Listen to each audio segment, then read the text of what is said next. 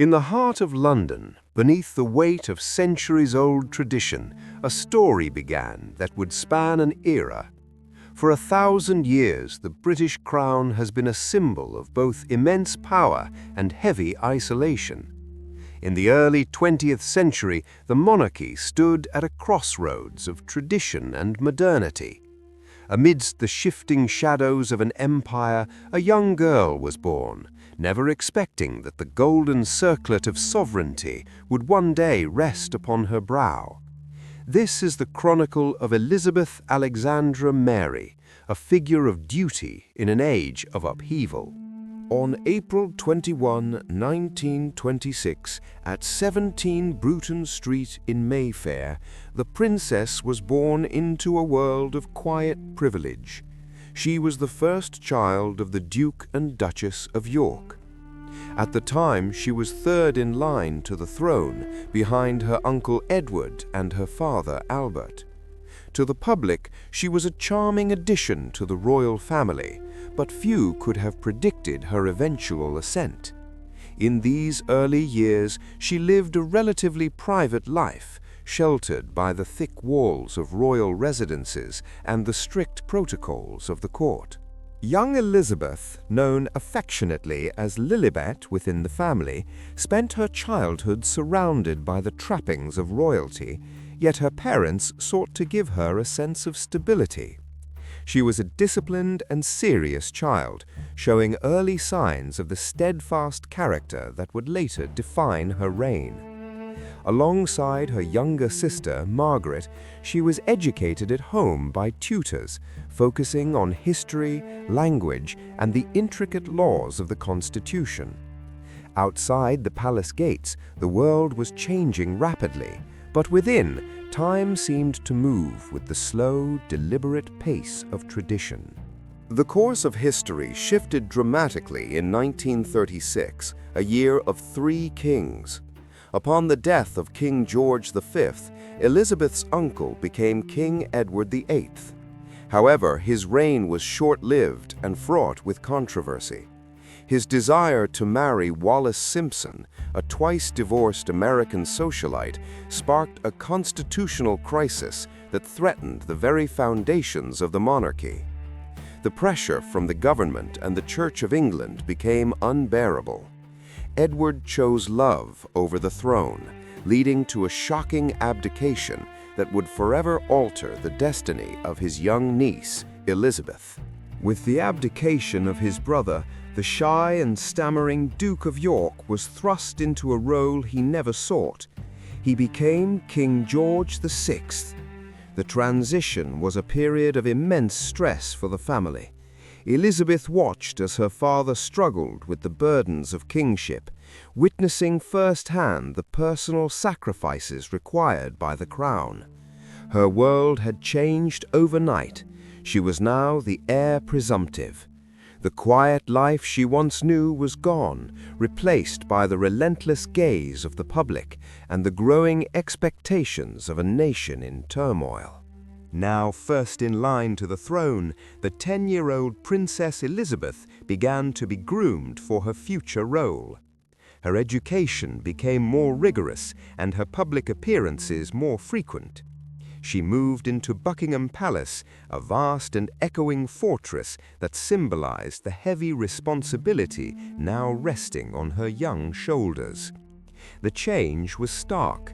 The playful days of her early childhood were replaced by a schedule of duty and preparation. She observed her father's dedication to his people, learning the importance of duty, a lesson that would stay with her for 7 decades. In 1939, the shadows of war darkened the horizon. As Nazi Germany invaded Poland, Britain was forced into the most devastating conflict in human history. King George VI remained in London as a symbol of defiance, but the safety of the princesses was a matter of national concern. The British public looked to the royal family for hope as the Blitz began to rain fire upon the city. Elizabeth, though still a teenager, felt the pulse of the nation's fear and resolve, understanding that her family's presence was a vital anchor for a country under siege. For their protection, Elizabeth and Margaret were moved to Windsor Castle. The ancient fortress, with its thick stone walls and secret passages, became their home during the long years of the war. Life at Windsor was a mix of royal protocol and wartime austerity. The windows were blacked out, and the grand halls were often cold. Despite the isolation, Elizabeth remained active, contributing to the war effort in whatever ways she could.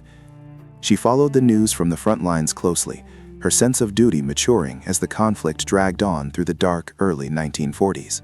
In October 1940, at the age of 14, Princess Elizabeth gave her first radio broadcast to the children of the British Empire. Speaking during the BBC's Children's Hour, her voice was clear and steady, offering comfort to those who had been evacuated from their homes. She spoke of courage and the shared sacrifice of the youth, ending with a message of hope that resonated across the globe. This moment marked her emergence as a public figure capable of inspiring a nation, proving that even as a child, she understood the power of her position to provide solace.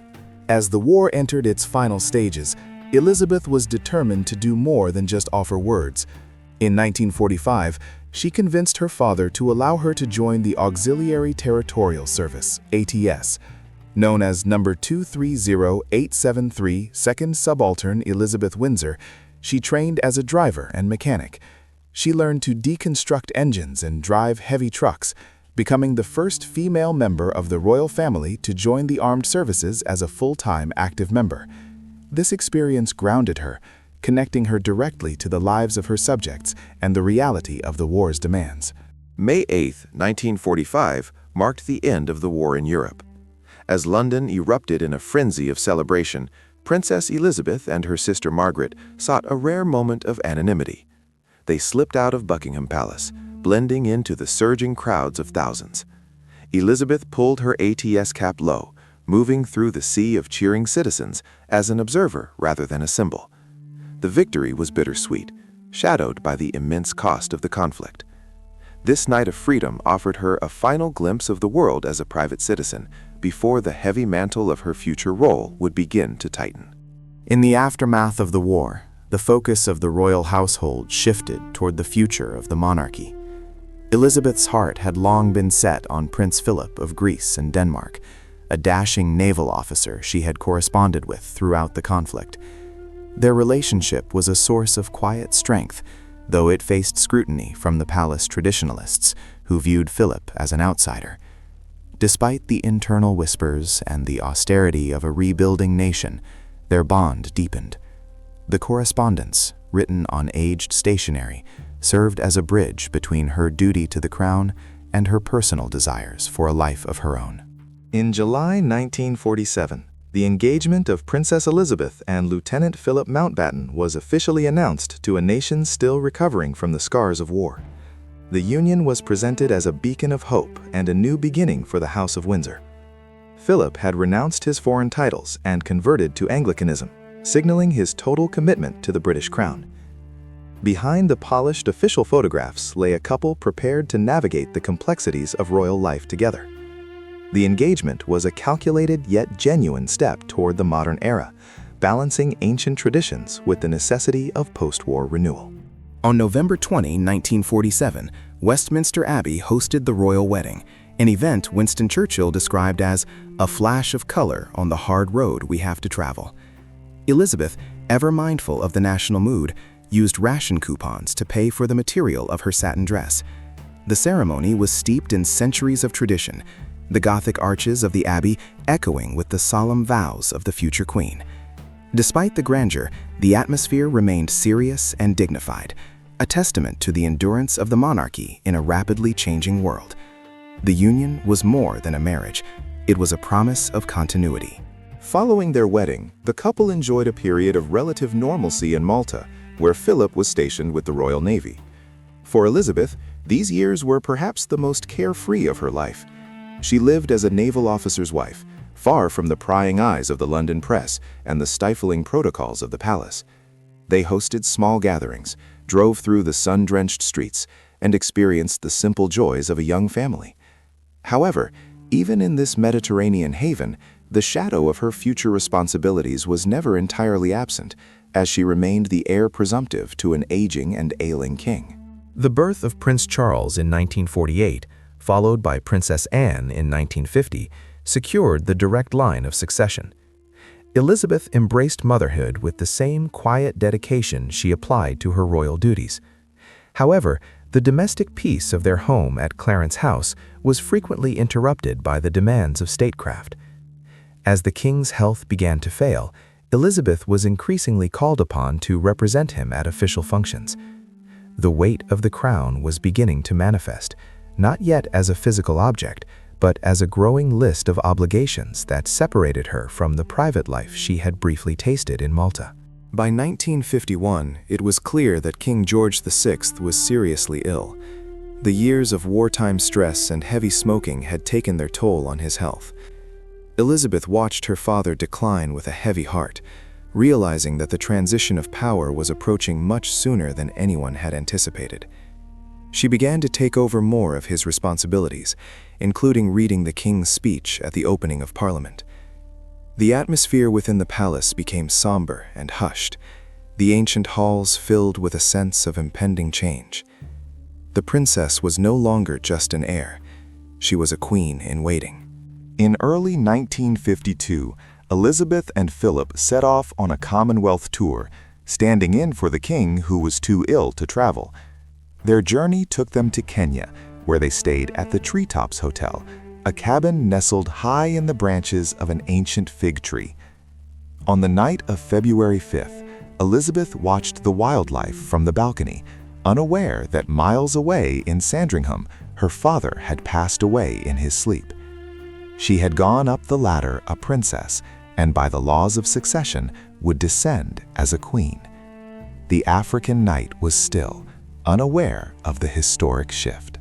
The news of the king's death reached Philip first, who then had the agonizing task of informing his wife. In the quiet of the Kenyan wilderness, Elizabeth received the news with remarkable composure. There were no outbursts, only a quiet acceptance of the destiny she had been prepared for since her uncle's abdication. When asked what name she would take as queen, she simply replied, "My own, of course." The transition was immediate and absolute. The private woman was now the public monarch, and the weight of the Commonwealth now rested solely upon her young shoulders as she prepared for the long journey home. Elizabeth returned to London, not as a grieving daughter, but as Queen Elizabeth II. As she stepped off the plane at Northolt, she was met by a somber line of dignitaries, including Prime Minister Winston Churchill. Dressed in deep mourning black, her presence was a stark contrast to the gray London sky. The nation was in mourning, yet there was an undercurrent of curiosity and hope for the new Elizabethan era. The young queen moved with a newfound gravity, her every gesture scrutinized by the world. The ancient machinery of the British state had already begun to turn, centering itself around its new 25-year-old sovereign. Elizabeth met the Accession Council at St. James's Palace, a chamber steeped in history and the scent of aged wood. Over 150 privy councillors, including a somber Winston Churchill, watched as she read her formal declaration of sovereignty. Her voice remained steady, despite the crushing weight of her new reality. She pledged to follow her father's example and work tirelessly for the prosperity of her peoples. The formal proclamation followed from the palace balconies, marking the official start of her reign under the watchful eyes of the state's ancient guardians, while London remained draped in mourning. The coronation was more than a ceremony. It was a logistical feat intended to revitalize a post-war nation. Prince Philip was appointed chair of the Coronation Commission, pushing for a radical break from tradition, televising the event to the world. Churchill and the Archbishop of Canterbury resisted, fearing the glare of cameras would diminish the monarchy's ancient mystery. Elizabeth stood at the center of this debate, balancing the sanctity of the rite with the needs of a modern audience. In private, she practiced her walk for hours with heavy sheets tied to her shoulders to simulate the weight of the royal robes. To prepare for the moment of crowning, Elizabeth wore the heavy St. Edward's crown while attending to her daily business. It was a 5-pound burden of solid gold and precious stones, a physical manifestation of the mantle of leadership. She wore it during tea, while reading state papers, and while walking the palace corridors. The crown was a constant, shimmering reminder that her personal identity was being subsumed by the institution. Every step was measured, every movement of her neck calculated to keep the symbol of the empire from falling, mirroring the precarious balance of her new life. In March 1953, tragedy struck again. Queen Mary, the formidable widow of George V and Elizabeth's grandmother, passed away. She had been the living link to the Victorian era, a woman who understood the divine right and duty of kings better than anyone. Before she died, she insisted that her death must not delay the coronation. Elizabeth mourned her mentor in the quiet, shadow-filled rooms of Marlborough House. The loss of the old Queen Mother symbolized the final passing of the 19th century world, leaving Elizabeth as the sole bearer of the royal torch into an uncertain modern future. June 2nd, 1953, arrived with unseasonal rain and biting winds. Yet the gray London weather could not dampen the spirits of the millions lining the streets. People had camped for days in the mud to catch a glimpse of history. Inside the palace, the Queen prepared, aided by her maids of honor. The air was thick with tension and the scent of incense and ancient dust. Elizabeth was dressed in a gown of white satin, embroidered with the floral emblems of the Commonwealth, a garment that carried the hopes of a shattered post-war world within its intricate threads. The gold state coach, a massive 4-ton relic from the 18th century, lurched through the streets of London. Inside, Elizabeth felt every bump on the road. The coach was famously uncomfortable, but to the crowds, it was a fairy tale vision of gold and glass. Through the rain-streaked windows, Elizabeth saw a sea of faces, people who had survived a world war and were now looking to her for a new beginning. The slow, rhythmic clopping of the Windsor Greys echoed against the historic buildings, a sound that bridged the gap between the medieval past and the modern present. As the Queen arrived at Westminster Abbey, she was greeted by the heavy scent of lilies and the ancient stone walls that had witnessed every coronation since 1066. The Abbey was a cathedral of shadows, filled with the elite of the world, but as Elizabeth walked down the long nave, she felt the solitude of her position. The music of Handel and Parry swelled, filling the cavernous space. Behind her, the long crimson train of her robe was carried by 6 maids of honor, their faces masks of solemn concentration. This was the threshold of the sacred. The ceremony began with the recognition. The Archbishop of Canterbury presented Elizabeth to the 4 corners of the abbey, asking the people if they were willing to do their homage and service. Each time, the congregation shouted, "God save Queen Elizabeth," their voices echoing like thunder in the ancient hall. Elizabeth stood perfectly still, her hand resting on the Bible, a small figure at the center of a monumental storm of tradition. She then took the coronation oath, promising to govern her peoples according to their laws, her voice clear and unwavering despite the historical magnitude of the moment. The most sacred part of the ceremony was the anointing, a moment so holy it was hidden from the television cameras by a canopy of golden silk. Elizabeth was stripped of her jewelry and velvet robes, wearing only a simple white linen shift. In the dim, candlelit silence, the Archbishop marked her hands, breast, and head with holy oil. This was the moment she was set apart, consecrated to God. It was an ancient, mystical rite that transformed her from a woman into a monarch, the scene of profound spiritual mystery that remained unseen by the world outside. Finally, the moment of the crowning arrived. The Archbishop of Canterbury lifted the St. Edward's crown high above Elizabeth's head. For a heartbeat, time seemed to stand still in the abbey. As he lowered the heavy gold and jewels onto her brow, the peers and peeresses donned their coronets in unison, and the trumpets sounded a deafening fanfare. The Queen sat in King Edward's chair, the weight of the crown now a permanent reality. She was no longer just Elizabeth. She was the sovereign, the living symbol of the state, beginning a reign that would span 7 decades of change. The weight of the crown was both physical and metaphorical. As Elizabeth left Westminster Abbey, the world she stepped into was rapidly shifting. The post-war exhaustion of Britain was being replaced by the dawn of a new Elizabethan era filled with high expectations. She returned to Buckingham Palace not as a princess, but as a ruler. Behind the palace walls, she had to balance the roles of a young mother and a head of state. The transition was swift and demanding, requiring her to master the complex art of constitutional monarchy while the shadows of the old empire began to stretch and fade. In 1957, Elizabeth made a revolutionary decision to bridge the gap between the throne and the people. For the first time, the royal Christmas broadcast was televised. Standing before the cameras, she invited the nation into her home, speaking with a directness that was unprecedented. This moment marked the beginning of a modern media relationship that would define her reign. Through the grainy black and white screens, millions saw a woman dedicated to service, her voice steady and calm. It was a calculated risk that humanized the monarchy, ensuring its survival in an increasingly egalitarian and technological age. As the 1960s approached, the map of the world was being redrawn. Former colonies sought independence, and the British Empire was transforming into the Commonwealth of Nations. Elizabeth embraced this shift with a quiet determination to maintain these global bonds. She traveled tirelessly, often being the first monarch to visit remote corners of the globe. These tours were not merely ceremonial, they were diplomatic missions of immense importance.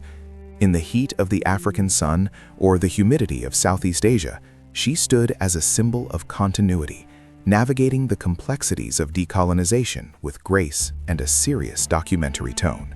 Within the private rooms of the palace, the Queen met weekly with her prime ministers. The first was Winston Churchill, the towering figure of the war. Initially skeptical of her youth, Churchill soon found himself captivated by her intelligence and sense of duty. Their relationship was one of deep mutual respect, a bridge between the Victorian past and the uncertain future. Elizabeth listened and learned, absorbing the wisdom of the old statesman while asserting her own growing authority. These secret audiences, never recorded, became the foundation of her political life, conducted in the hushed, candlelit atmosphere of the sovereign's study. The global stage was gripped by the Cold War, a silent conflict of ideologies that cast a long shadow over Europe. Elizabeth acted as Britain's most potent diplomatic asset. Whether hosting state banquets for world leaders or visiting the divided city of Berlin, she remained an impartial but powerful figure. The tension of the era was palpable, with the threat of nuclear conflict looming. In this high-stakes environment, her stability was her greatest strength. She moved through the corridors of power with a silent resolve, her presence a constant in a world that felt perpetually on the brink of upheaval. In 1969, the Queen traveled to Caernarfon Castle for the investiture of her son, Charles, as the Prince of Wales. The ancient stone walls of the castle provided a stark backdrop for a ceremony that combined medieval tradition with the scrutiny of the modern television era. As she placed the coronet upon her son's head, the weight of succession was palpable. The event was a reminder of the historical continuity of the crown, set against a backdrop of rising Welsh nationalism. It was a moment of public duty and private maternal pride, captured in the muted, serious tones of a nation in transition. By 1977, Elizabeth reached her Silver Jubilee, celebrating 25 years on the throne. Despite the economic hardships and social unrest of the 1970s, the nation erupted in celebration. Street parties were held across the country, showing a deep-seated affection for the monarch. The Queen toured the United Kingdom and the Commonwealth, greeted by massive crowds. This milestone was a testament to her endurance. In a decade defined by strikes and political instability, the Queen remained the one fixed point, a symbol of national identity that transcend the chaotic politics of the day, depicted here with dramatic lighting and deep shadows. The late 1970s brought a new political force to the palace: Margaret Thatcher, Britain's first female prime minister. Their relationship was professional and complex, a meeting of two powerful women with vastly different backgrounds. While they shared a deep love for the country, their perspectives on social policy and the Commonwealth often diverged. Every Tuesday, they met in the privacy of the Queen's sitting room, the air thick with the weight of state secrets and ideological clashes. Elizabeth navigated this era with her customary discretion, providing a steadying hand as the country underwent radical economic and social transformations under Thatcher's leadership.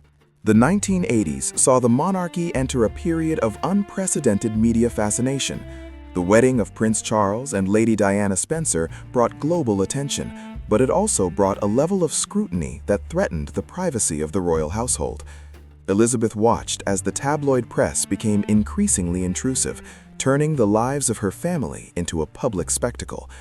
The silent dignity she had maintained for decades was now tested by a new era of celebrity culture. Behind the scenes, she worked to protect the institution, her face a mask of stoicism as the shadows of personal scandals began to flicker against the palace walls. Throughout the turbulence of the 1980s, the Queen never wavered from her public duties. At the annual Trooping the Color, she was a figure of absolute composure, even when faced with direct threats. In 1981, several blank shots were fired at her while she was on horseback. She simply calmed her horse and continued the procession. This display of bravery and dedication to her role solidified her image as a steadfast leader. As she entered the fourth decade of her reign, Elizabeth was no longer just a monarch. She was the living embodiment of British history, a figure of silent strength in a changing world. As the 1990s dawned, the Queen found her family under an unprecedented level of media scrutiny. The silent walls of Buckingham Palace could no longer shield the private lives of the Windsors from the relentless gaze of the tabloids. Behind the scenes, the Queen watched with growing concern as the personal struggles of her children became public spectacles. The era of deference was fading, replaced by a hungry, intrusive press that sought to peel back the layers of royal mystique. Elizabeth remained a figure of traditional dignity, but the shadows cast by the flashing cameras grew longer and more threatening to the institution she had spent decades protecting. The year 1992 brought a literal and metaphorical fire to the heart of the monarchy. On a cold November day, a blaze erupted in Windsor Castle, the Queen's beloved private residence. She watched in profound sorrow as centuries of history were consumed by smoke and flame. The images of the monarch, clad in a raincoat and headscarf, standing amidst the charred ruins of St. George's Hall, resonated deeply with a public that saw her not just as a sovereign, but as a woman losing her home. The physical destruction of the castle mirrored the internal fracturing of the royal family's stability during this dark period. Beyond the fire, the Queen's personal life was marred by the collapse of 3 of her children's marriages. The separations of the Prince and Princess of Wales, the Duke and Duchess of York, and the divorce of the Princess Royal all occurred within the same calendar year. For a woman who held the sanctity of marriage and duty in the highest regard, these failures were deeply painful. She navigated these family crises with a mixture of traditional reserve and private anguish, attempting to maintain the dignity of the crown while the private lives of her heirs were picked apart by the world. In late 1992, at a luncheon marking her 40 years on the throne, the Queen delivered one of her most personal and famous speeches. She described the year as an annus horribilis, a horrible year. It was a rare moment of public vulnerability, an admission that even the crown was not immune to the hardships of life. Dressed in her official robes, but speaking with a heavy heart, she asked for a touch of gentleness and understanding from the public and the press. This speech signaled a shift in her reign, acknowledging that the monarchy had to evolve to survive in a modern, often unforgiving world. As the mid-90s approached, the debate over the relevance and cost of the monarchy intensified. The Queen, ever the pragmatist, recognized the need for reform. She volunteered to pay income tax for the first time and opened parts of Buckingham Palace to the public to fund the repairs for Windsor Castle. These moves were calculated to bridge the growing gap between the throne and the people. Despite the internal turmoil, she continued her grueling schedule of Commonwealth tours and domestic engagements, demonstrating that her commitment to service remained her primary focus, even as the world around her questioned the institution's future. August 1997 brought a crisis that would test the monarchy like no other: the sudden death of Diana, Princess of Wales. While the world erupted in a paroxysm of grief, the Queen remained at Balmoral with her grandsons, William and Harry. Her initial decision to stay in Scotland, intended to protect the grieving boys, was misinterpreted by a mourning public as coldness.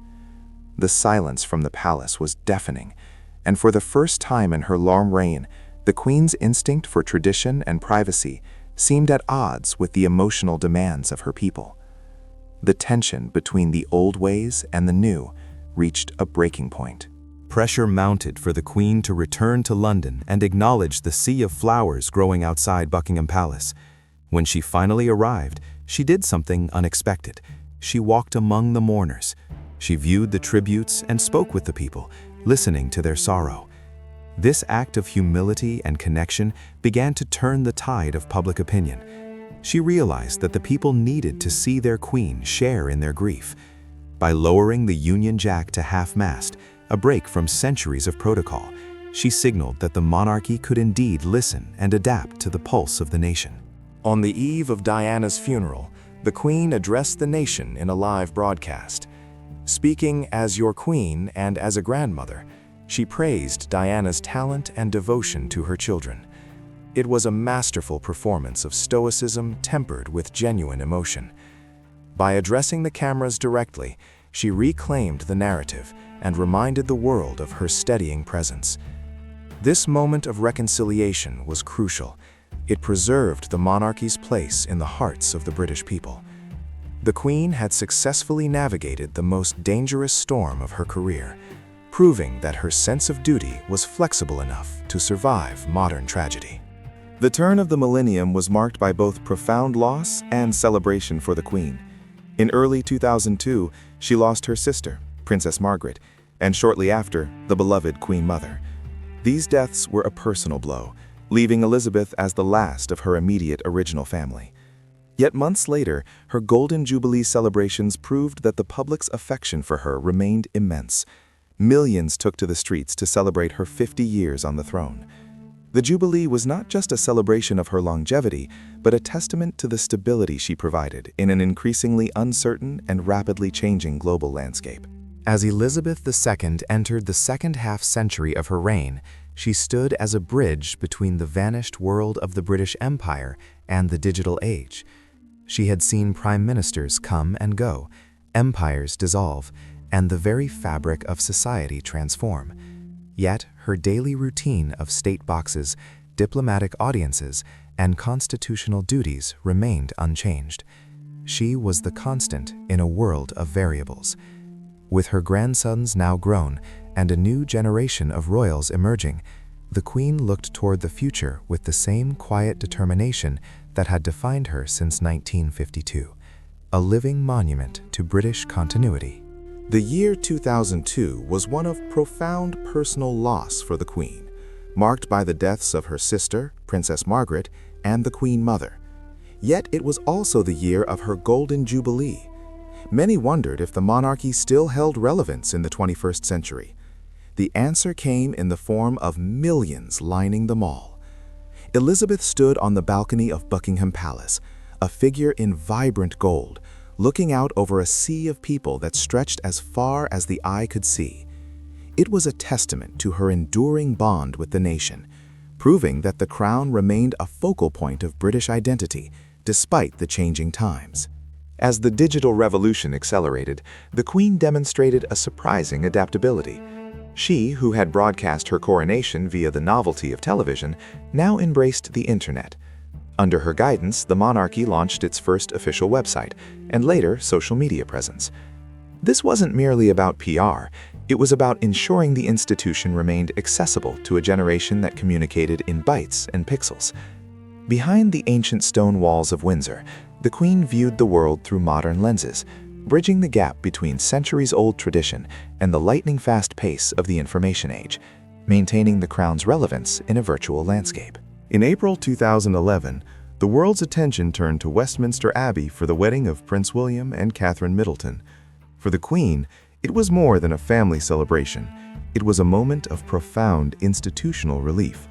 The succession was secure, and the public's affection for the young couple signaled a bright future for the House of Windsor. Watching from her seat, Elizabeth saw the continuation of the line she had defended for 6 decades. The ceremony, steeped in ancient ritual, yet watched by billions online, perfectly encapsulated the duality of her reign, the preservation of history while moving steadily into the future. The 2012 London Olympics provided a rare glimpse into the Queen's sense of duty and her unexpected wit. Participating in a filmed sequence for the opening ceremony, she showed a side of herself the public rarely saw, yet she remained every inch the monarch. As the world watched London, Elizabeth stood as the ultimate host, representing a nation proud of its heritage and its place in the modern world. Even amidst the global spectacle, she remained the steady anchor. Her presence at the Games was a reminder that while the world came together for sport, she was the permanent symbol of the host nation's enduring spirit. By 2012, Elizabeth reached her Diamond Jubilee, marking 60 years on the throne. Only Queen Victoria had reached such a milestone before her. Despite a heavy downpour during the Thames Diamond Jubilee pageant, the Queen stood for hours on the royal barge, refusing to sit while thousands of boats sailed past in the rain. This display of physical stamina and unwavering commitment at the age of 86 moved the nation. It was a powerful image of service, a monarch braving the elements alongside her people, her resolve as weathered and solid as the gray stones of the Tower of London. Time, however, was an adversary even the Queen could not ignore. As she entered her late 80s, Elizabeth began to subtly scale back her international travel, entrusting long-haul Commonwealth tours to Prince Charles and the younger generation. This was a pragmatic transition, handled with her characteristic lack of fuss. In the quiet corridors of Buckingham Palace, she spent more time on the red boxes and constitutional matters, the core of her identity as a working monarch. She was preparing the way for her successor, ensuring that the machinery of the monarchy would continue to turn smoothly, even as her own pace slowed. On September 9, 2015, Elizabeth II became the longest reigning monarch in British history, surpassing the record set by her great-great-grandmother, Queen Victoria. Characteristically, she marked the day with a simple opening of a new railway in Scotland, stating that the title was "not one to which I have ever aspired." Yet the significance was monumental. She had become the living embodiment of British history, a constant thread through generations of change. In the quiet of the Scottish Highlands, she reflected on a life defined by a promise made at 21, a promise of lifelong service that she had kept for over 63 years. The latter half of the 2010s brought political upheaval to the United Kingdom, most notably with the Brexit referendum. As the nation grappled with deep divisions and social unrest, the Queen's role as a neutral, unifying figure became more critical than ever. While she remained strictly above the political fray, her Christmas broadcasts and public appearances emphasized the importance of common ground and mutual respect. In a landscape of shifting allegiances and heated debate, the Queen was the one constant everyone could look to, a silent sentinel of stability in a storm of constitutional and social transformation that tested the nation's fabric. In 2016, the Queen celebrated her 90th birthday, an event marked by national affection and global respect. She was now the oldest reigning monarch in the world. Despite her age, she continued to carry out hundreds of engagements a year, her stamina a source of wonder. The celebrations were a blend of grand military parades and intimate family moments. To many, she had become a grandmother to the nation, a figure of comfort and continuity whose presence offered a sense of security in an increasingly uncertain world. She remained the unwavering heart of the British state, her dedication to duty undiminished by the passing decades. As the Queen navigated her 10th decade, the presence of Prince Philip remained her strength and stay. Though he retired from public duties in 2017, Their partnership continued to be the bedrock of her private life. Together, they had weathered 7 decades of royal life, a unique bond forged in the fires of public scrutiny and historical change. In the quiet spaces of Windsor Castle, away from the cameras, they shared the reflections of 2 people who had seen the world transform. Their enduring marriage was the final constant in a life of variables, a private sanctuary of support for the woman who carried the crown. In 2017, the Queen and Prince Philip celebrated their platinum wedding anniversary, a milestone never before reached by a British royal couple. 70 years of marriage had seen the world transform from the wreckage of World War to the dawn of the digital age. In the private apartments of Windsor, the celebrations were quiet and deeply personal. Their bond was the invisible thread that held the fabric of the monarchy together during decades of social upheaval. For Elizabeth, Philip remained her most trusted confidant, the one person who saw the woman behind the crown, sharing a history written in the quiet shadows of palace corridors. The spring of 2021 brought a profound silence to the royal corridors. On April 9th, Prince Philip, the Duke of Edinburgh, passed away peacefully at Windsor Castle at the age of 99. For the first time in over 7 decades, Elizabeth faced the world without her strength and stay. The news reverberated across the globe, signaling the end of an era. Inside the castle walls, the atmosphere was one of somber reflection. The woman who had been a symbol of stability for millions now navigated the grief of a widow, her private sanctuary of support now replaced by a vast, echoing loneliness. The funeral of Prince Philip was a stark, haunting image of duty and isolation. Held amidst the restrictions of a global pandemic, the Queen sat alone in the choir of St. George's Chapel. Clad in black and wearing a face mask, she was a solitary figure under the vast, vaulted ceilings. The images of her isolation resonated deeply with a public also enduring loss and distance. This moment became a powerful symbol of her commitment to the rules she expected her subjects to follow. In that cavernous space, the silence was heavy, filled only with the echoes of ancient liturgical rites and the weight of history. Despite her immense personal grief, Elizabeth's sense of duty remained unshakable. She returned to her red boxes and official duties within days of the funeral. The world watched as the elderly monarch, now 95, continued to preside over the opening of Parliament and receive foreign dignitaries. Her resilience was a quiet message to the nation. The crown must endure, and the work must continue. Behind closed doors, she sifted through state papers by candlelight, her focus unwavering.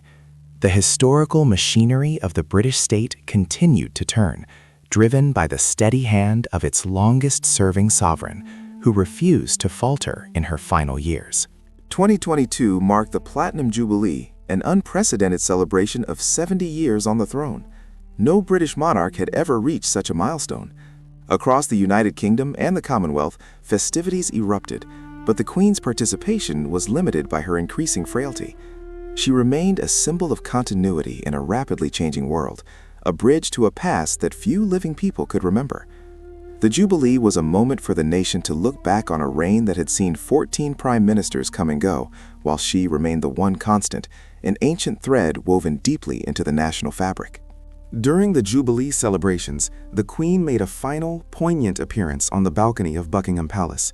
Surrounded by her immediate heirs, Charles, William, and young George, she looked out at the vast crowds. It was a visual representation of the line of succession and the future of the monarchy. Dressed in vibrant green, she smiled, but the image was imbued with a sense of finality. This was her farewell to the public spectacle, a deliberate moment of connection with her people before retreating back into the quiet sanctuary of her private life, passing the torch of the ancient institution to the generations following her. As her health declined, the Queen sought the peace of Balmoral Castle in the Scottish Highlands. This had always been her place of refuge, a landscape of rugged hills and misty glens where she felt most at home. Away from the pressures of London, she spent her final summer surrounded by the nature she loved. The granite walls of the castle held the memories of a lifetime of family holidays. Here, the pace of life slowed. She spent her afternoons looking out over the Dee Valley, reflecting on a reign that had defied expectations and defined an age of transition in British history. On September 6, 2022, the Queen performed one of her final constitutional acts. Breaking with tradition due to her mobility issues, she appointed her 15th Prime Minister, Liz Truss, at Balmoral rather than Buckingham Palace. The photographs of the meeting showed a frail but smiling monarch, still performing her duties with characteristic grace. It was a remarkable bookend to a career that began with Winston Churchill. Even in her final days, the Queen remained the ultimate servant of the state, ensuring the smooth transition of government power with a steady hand on the scepter of authority, despite the encroaching shadows. The twilight of Elizabeth's reign was marked by a deep sense of historical perspective. She had lived through the Blitz, the Cold War, and the Digital Revolution. As she rested at Balmoral, the weight of her legacy was undeniable. She had modernized the monarchy just enough to ensure its survival, while maintaining the mystery and tradition that gave it power. Her reign had been a masterclass in soft power and diplomatic endurance. In the quiet hours, she likely reflected on the promises she made as a young princess, that her whole life, whether it be long or short, would be devoted to service. On September 8, 2022, the world stood still as the announcement came from the gates of Balmoral. The Queen had died peacefully. The London Bridge protocols were enacted, and the nation entered a period of profound mourning. The era of the Second Elizabeth had come to a close. As the sun set over the Scottish hills, the crown passed to her son, Charles. The ancient British royal mystery had seen its longest chapter conclude. The story of the woman who wore the crown for 70 years became a permanent fixture of history, etched forever into the very parchment of the British soul. In the silent corridors of Balmoral, the weight of the crown shifted in the darkness. As the news of Queen Elizabeth II's passing rippled through the misty Scottish Highlands, the ancient protocols of Operation London Bridge were set into motion with surgical precision. The family gathered in the shadows of the estate, their faces etched with a blend of personal grief and the heavy burden of duty. The transition from mother to monarch and from monarch to legend began in the quiet chill of that September night. Every movement was deliberate, every whispered command a reflection of a centuries-old tradition responding to the end of an era. In London, the Accession Council gathered at St. James's Palace, a scene steeped in the mystery of British royal history. For the first time in 7 decades, the proclamation of a new sovereign was televised, yet it retained an air of ancient ritual. King Charles III stood before the Privy Council, his expression a map of solemn responsibility as he signed the formal oaths. The scratching of the quill on heavy paper echoed in the quiet room, a sound that bridged the gap between the medieval past and the modern world. The Second Elizabethan age had truly ended, and the Carolean era was born in the flicker of candlelight. The Queen's final journey from Balmoral began as a somber motorcade wound through the winding roads of the Scottish countryside. Thousands of people lined the route, standing in a silence so profound it seemed to hold the breath of the nation. Farmers parked their tractors in rows, and villagers bowed their heads as the hearse, draped in the royal standard of Scotland, passed by. This was a farewell to a neighbor as much as a monarch. The landscape itself, draped in mist and muted greens, seemed to pay homage to the woman who had loved these hills so dearly throughout her long life. At St. Giles Cathedral in Edinburgh, the Queen lay at rest as the vigil of the princes took place. Her 4 children, including the new king, stood guard at the 4 corners of the coffin, their heads bowed in a displays of public mourning and private loss. The Royal Company of Archers, in their traditional green uniforms and feathered bonnets, stood watch with frozen discipline. The air inside the cathedral was thick with the scent of lilies and the ancient stone's cold breath. It was a moment of stark, historic beauty, where the personal grief of a family met the formal requirements of a grieving state. The return to London was marked by a descent through the grey clouds as the Royal Air Force plane landed at Northolt. As the coffin was driven towards Buckingham Palace, the rain began to fall, slicking the streets of the capital. Tens of thousands of people stood in the downpour, their umbrellas forming a sea of black against the urban stone. When the hearse passed through the palace gates for the final time, the crowd erupted into a spontaneous round of applause, a final well done for 70 years of service. Inside the palace walls, the household staff waited in silence to receive their mistress one last time. The procession to Westminster Hall was a spectacle of military precision and ancient pageantry.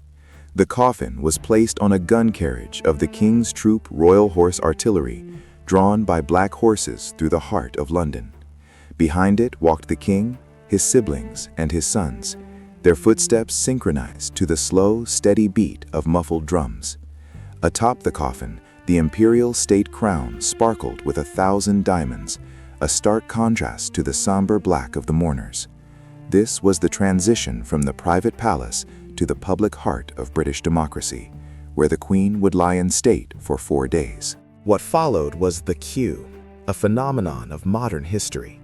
For miles along the River Thames, people from all walks of life waited for up to 24 hours to spend just a few seconds in the presence of the coffin. In the cold night air, the line became a community of strangers sharing stories and snacks. Inside Westminster Hall, the atmosphere was transformative.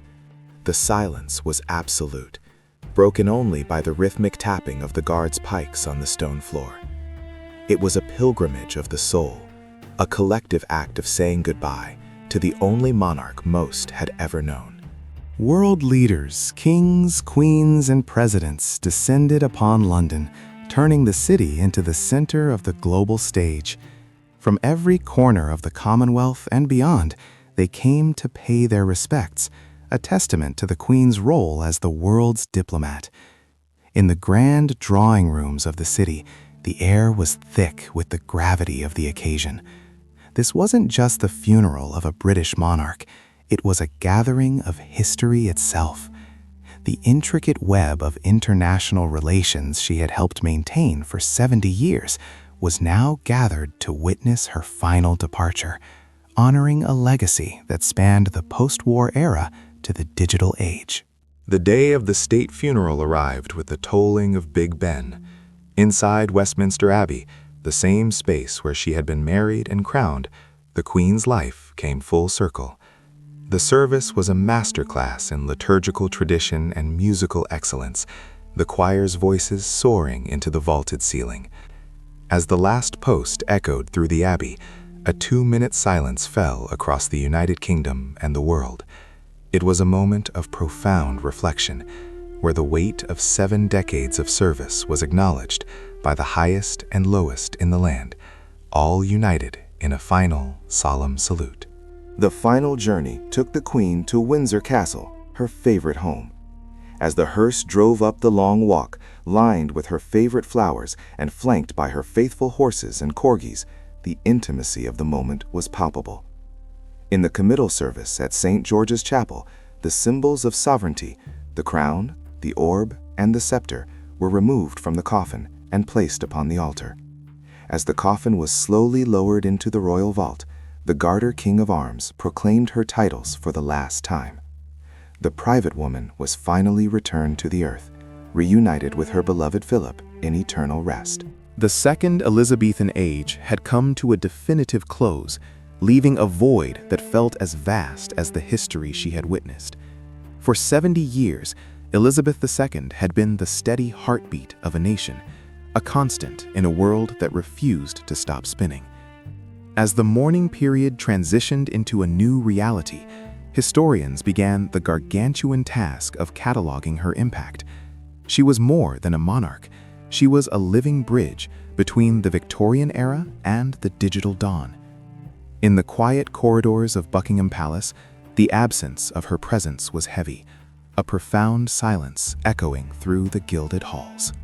At St. James's Palace, the ancient rituals of the Accession Council commenced, bridging the gap between death and duty. King Charles III stood before the Privy Council, his face etched with both personal grief and the weight of a 1,000-year-old crown. The proclamation of the new sovereign was read with a gravity that recalled centuries of tradition. "The king is dead. Long live the king," a phrase that encapsulates the paradoxical immortality of the British monarchy. In this moment of transition, the torch was passed, ensuring that the institution outlived the individual, just as it always had. The transition of power was not merely a change in personnel, but a shift in the very soul of the state. As the royal standard was raised for the new king, the world reflected on the stability Elizabeth had provided. She had steered the ship of state through the decolonization of the British Empire, the Cold War, and the rise of the Internet. Her ability to remain apolitical yet profoundly influential was her greatest magic. Now the symbols of authority, the Great Seal, the royal cipher, and the very coins in people's pockets began the slow, inevitable process of transformation. Across the Commonwealth, the Queen's passing resonated with complex emotions. For many, she was a beloved grandmother figure. For others, a symbol of a colonial past that required reckoning. Yet her personal commitment to this family of nations remained undisputed. She had traveled more than any other monarch, touching soil in every corner of the globe. Her legacy was woven into the constitutions and cultures of 54 nations.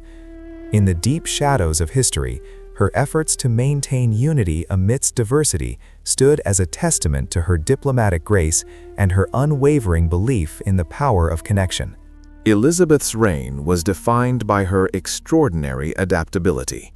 She was the first monarch to have her coronation televised, and decades later, as we look back through the lens of a serious documentary tone, we see a woman who embraced technology to reach her subjects. From the grainy black and white broadcasts of the 1950s to the high-definition messages of the 2020s, she used every medium to project a sense of calm and continuity. Within the royal family, the burden of duty shifted to a new generation. Prince William, now the Prince of Wales, looked toward a future where he would one day inherit the throne. The lessons taught by his grandmother, of service, sacrifice, and the stiff upper lip, became his guiding principles. The relationship between the monarch and the heir had always been one of mentorship and preparation. In the quiet, candlelit studies of the royal residences, the private weight of public expectation was felt deeply. The line of succession remained unbroken, a golden thread connecting the past to an uncertain future. Comparing Elizabeth II to her namesake, Elizabeth I, reveals a fascinating parallel of resilience. While the first Elizabeth established the foundations of an empire, the second Elizabeth managed its transformation into a voluntary association of states. Both women faced immense pressure to define their eras. The muted colors of the Second Elizabethan age reflect a period of quiet strength rather than flamboyant conquest. She was a monarch of soft power, using her influence to bridge divides that politics could not. Her reign, documented on parchment and film alike, stands as a masterclass in the art of the long game. The physical spaces the Queen inhabited began to change, yet they remained haunted by her memory. Balmoral, Sandringham, and Windsor, each home held echoes of her laughter and the clicking of her corgi's paws on the floorboards. The dramatic lighting of the palace at night, with deep shadows stretching across the tapestries, seemed to mourn her departure. These ancient stone walls had seen monarchs come and go, yet Elizabeth's 70-year tenure had made her feel like a permanent fixture of the architecture. The silence in her private apartments was a heavy, tangible thing, filled with the scent of old books and beeswax. In the royal archives at Windsor, the process of documenting her life's work continued in earnest. Thousands of letters, state papers, and personal diaries were meticulously preserved, their parchment texture a tactile link to the woman behind the crown. These documents held the secrets of her private consultations with 15 prime ministers, from Churchill to Truss. The serious documentary tone of this historical preservation reveals a leader who was deeply engaged in the minutiae of governance. Every pen stroke on these aging pages reflects a decision made in the interest of her people, a record of a life lived entirely for others. As the world moves further from the day of her funeral, the image of Queen Elizabeth II begins to transition from contemporary reality into historical legend. Her silhouette, so familiar on postage stamps and currency, serves as a reminder of an era of unprecedented change. The mystery of the monarchy remains intact, shielded by the same dignity she maintained throughout her life. In the dark cinematic 2D illustration of history, she stands as a beacon of constancy. Though the candlelight of her life has been extinguished, the glow of her legacy continues to illuminate the path for those who follow in her footsteps. The imperial state crown rests upon a velvet cushion, its thousands of diamonds catching the flickering glow of a single candle. For 70 years, this weight was hers alone, a physical manifestation of a 1,000-year-old burden. In the stillness of the jewel house, the shadows stretch long and thin, evoking a sense of ancient British royal mystery. The jewels do not merely sparkle, they reflect the faces of the millions she served. This crown is no longer just a headpiece, but a relic of a steadfast era, a silent witness to the transition from a living monarch to an eternal historical legend. Across the vast reaches of the Commonwealth, her image began to fade from the daily currency of life, yet her influence remained etched in the foundations of these nations. From the sun-drenched plains of Africa to the icy reaches of the North, the Queen was the thread that held a fracturing world together. In this serious documentary tone, we observe the transformation of an empire into a family of nations. Her role was not to rule with an iron fist, but to lead with a consistent, quiet presence that survived the turbulent winds of decolonization and the birth of new identities. In the secret archives of Windsor, the ink on her many letters begins to dry into the paper, becoming part of the permanent record of human history. These documents, hidden behind heavy oak doors, contain the private thoughts of a woman who never gave an interview. The candlelight dances across the parchment texture, revealing the elegant script of a monarch who communicated through duty rather than words. Every signature is a testament to her endurance. In the deep shadows of the archive, the mystery of her private life remains shielded, preserved for the historians who will one day seek to understand the woman behind the mask. The scepter with the cross and the sovereign's orb are placed back into their cases, their symbolic power transitioning to her successor. These objects represent the spiritual and temporal authority she wielded with such delicate balance. In this dark cinematic sequence, we see the transition of power not as a sudden change, but as a slow, rhythmic cycle. The muted colors of the royal chambers underscore the gravity of the moment. The candlelight flickers one last time over the gold, reminding us that while monarchs are mortal, the institutions they inhabit are designed to outlast the centuries. As King Charles III takes his place upon the throne, the continuity of the bloodline is secured, yet the shadow of his mother looms large. He inherits a world vastly different from the one she entered in 1952. The ancient British royal mystery continues, evolving with each new signature and ceremony. The semi-realistic historical characters of the court move with a practiced grace, their faces etched with the weight of tradition. The transition is seamless, a testament to the stability she spent her entire life building, ensuring that the flame of the monarchy would not flicker out in the modern age.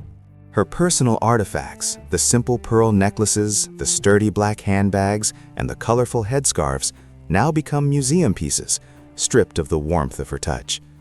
These mundane items served as her armor in a world that scrutinized her every move. In the dark, cinematic 2D illustration of her wardrobe, we see the tools of a professional. She used her appearance to communicate stability and approachability. Now they sit in glass cases, illuminated by soft spotlights that mimic the candlelight of her private quarters, becoming icons of a style that was uniquely hers and entirely timeless. The silent halls of Balmoral and the stone battlements of Windsor stand as quiet monuments to her presence. These were the places where the Queen could shed the crown and find a moment of peace among the Highland mists. In this serious documentary tone, we reflect on her deep connection to the British landscape. The deep shadows of the castle corridors are no longer filled with the sound of her corgis, but with the weight of her absence. The candlelight in the windows has been extinguished, leaving the ancient structures to hold the secrets of her private reflections and family joys.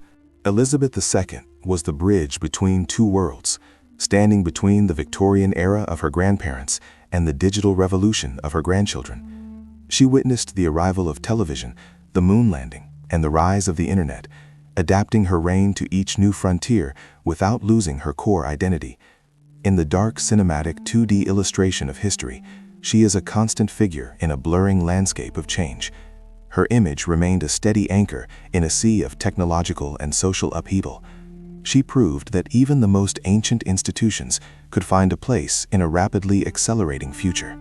Her legacy is not just found in the statues or the history books, but in the very identity of the British people.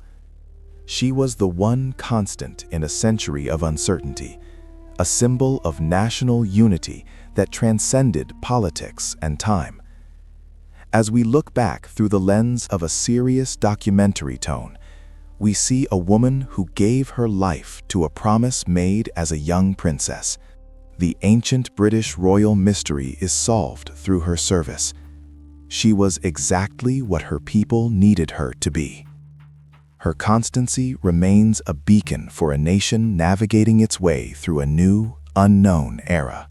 Finally, the story of Elizabeth II concludes, yet she remains a timeless guardian of the British soul.